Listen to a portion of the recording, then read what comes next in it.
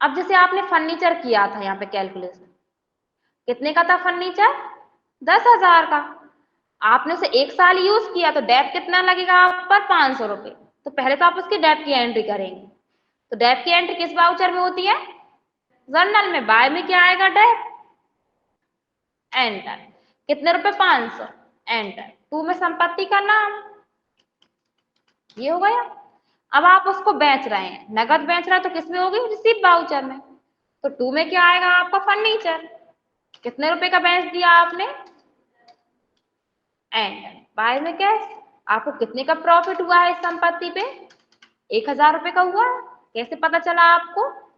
जो आपने यहाँ पे कैलकुलेशन किया था उससे आपका यहाँ पे प्लस में अमाउंट आया है, तो मतलब आपने इसमें क्या किया है? प्रॉफिट कमा लिया। मतलब आपने पता नहीं कैसे बेच दिया, किसी को पागल बना दिया, क्योंकि आपको पता है कम होता है मूल्य तो, पर आपने शायद उसको पागल बना दिया हो, या फिर वो भोला हो सामने वाले, तो आपने उसे बेच दिया। तो आपको अगर एक कंडीशन वैसे ये बहुत कम होती है, अगर होती है तो किस टाइप से एंट्री करेंगे हम वो बता रहे हैं आपको। अब 1,000 रुपए का प्रॉफिट हुआ तो किस वाउचर में एंट्री होगी? जर्नल। बाय में क्या आएगा? संपत्ति का नाम। 1,000 रुपए, तो देखिए जीरो बता दिया उसने यहाँ पे अमाउंट। टू में आ जाएगा प्रॉफिट एंड लॉस। एंटर तो उसको सेव कर देंगे। अब याद रखना, आप जो हमने नियम आपको फर्स्ट टाइम लिखवाए थे, वस्तुगत खाते का नियम, व्यक्तिगत खाते का नियम, नाम मात्र खाते का नियम, और संपत्ति और दायित्व का नियम, आपको पता होना चाहिए। हमने कुछ नियम लिखवाए तो उसमें हमने ये कहा था जो व्यापार में आता है उसे बाय करते हैं, जो जाता है उसे टू करते हैं।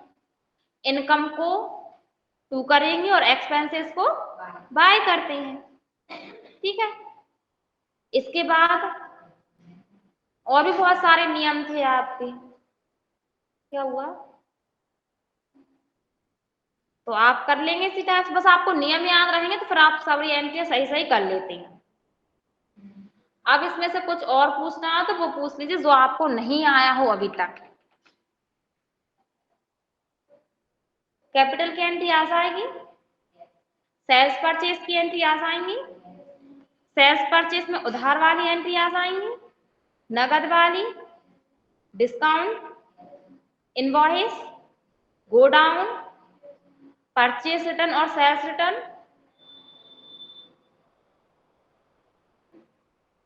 इसका संपत्ति खरीदना बताया था, और एक्सपेंसेस, इनकम, तो बेजिस दी, मजदूरी दी, कमीशन दिया, ये कैरेज इनवर्ड आउटवर्ड, तो आ जाएगा आप सभी को। मतलब आपके सारे टॉपिक यहाँ पे हो गए हैं। अब आपको कुछ पूछना हो तो पूछ लीजिए, लास्ट जो टॉपिक है अपन वो नेक्स्ट क्लास में सीखेंगे।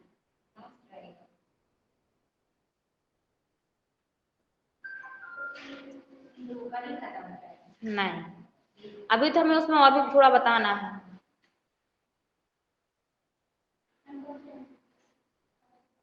क्वेश्चन दे दें? ठीक है, लिखिए आप सभी स्टूडेंट्स। इसे क्लोज कर दें? कुछ पूछना है क्या? ठीक।